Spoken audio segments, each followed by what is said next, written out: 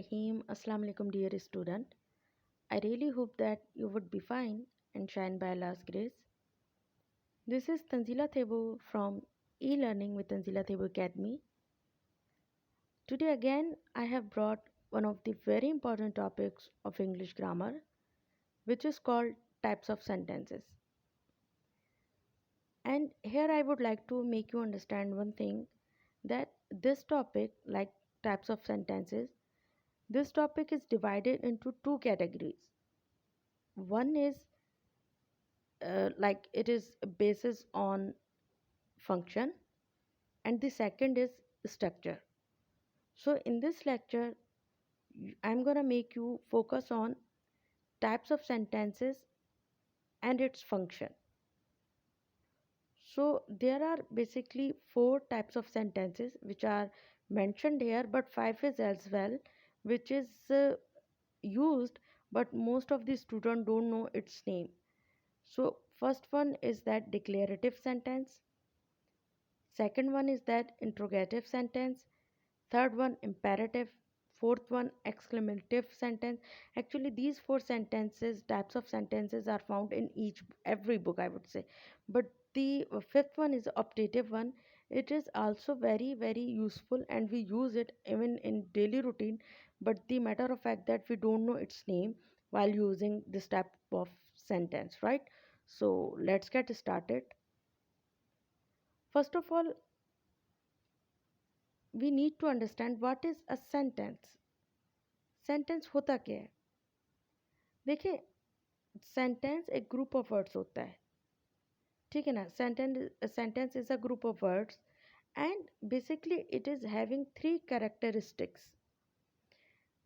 जिस सेंटेंस में तीन ये कैरेक्टरिस्टिक्स नहीं होती वो करेक्ट सेंटेंस नहीं कहलाता.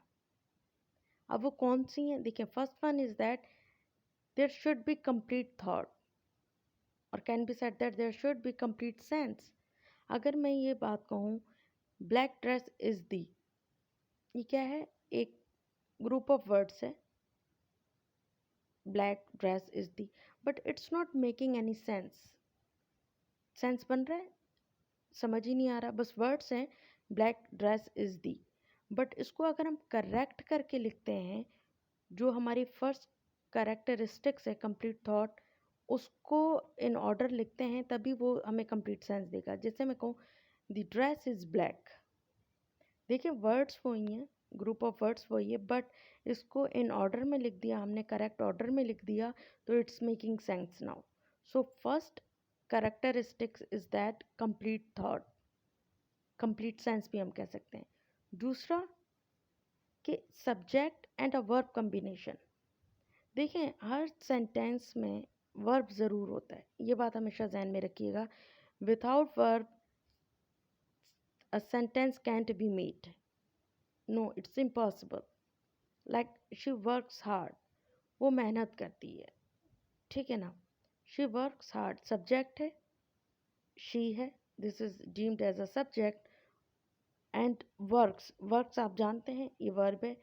तो but sometime it happens that verb हम सब्जेक्ट यूज़ नहीं करते इम्पेरेटिव में. बेसिकली वो हम आगे चल के जो कैटेगरीज सॉरी टाइप्स हैं वो हम उसको स्टडी करेंगे, तो I will let you know in detail imperative sentences कौन से होते हैं, वो किस तरह फॉर्मेट यानी कि सेंटेंस फॉर्मेट किया जाता है.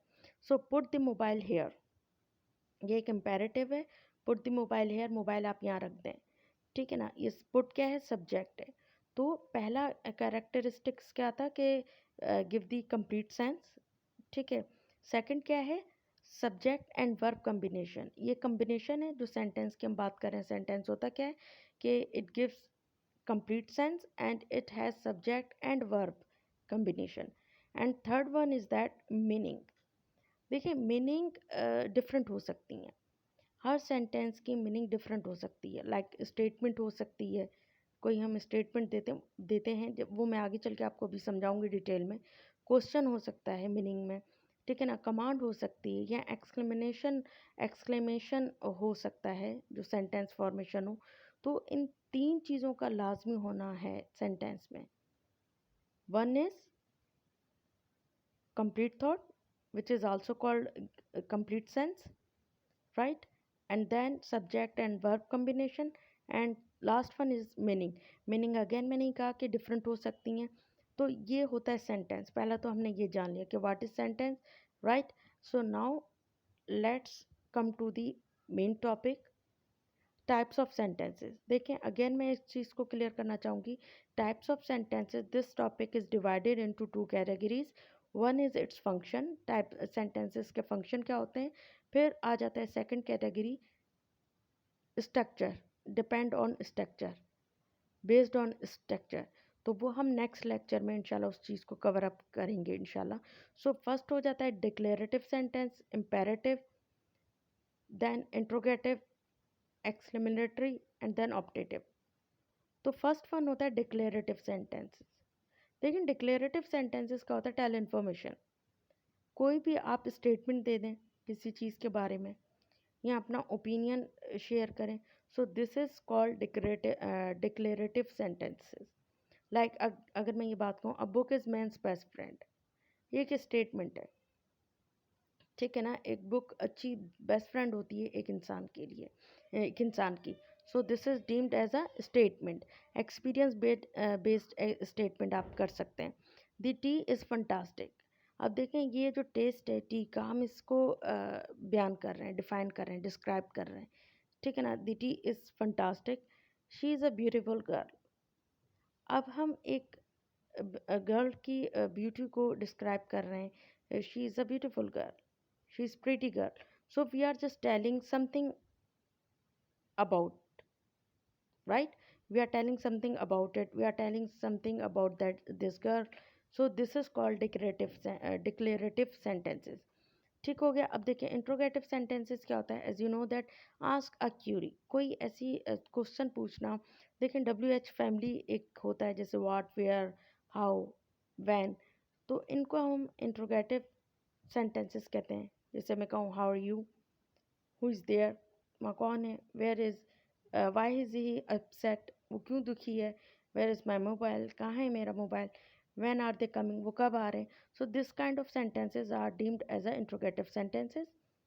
क्लियर? ये सेकंड कैटेगरी आप टाइप कह सकते हैं।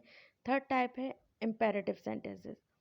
देखिए इस इम्पेरेटिव सेंटेंसेस में हम ऑर्डर की बात करते हैं, रिक्वेस्ट की बात करते हैं, कमांड की बात करते हैं।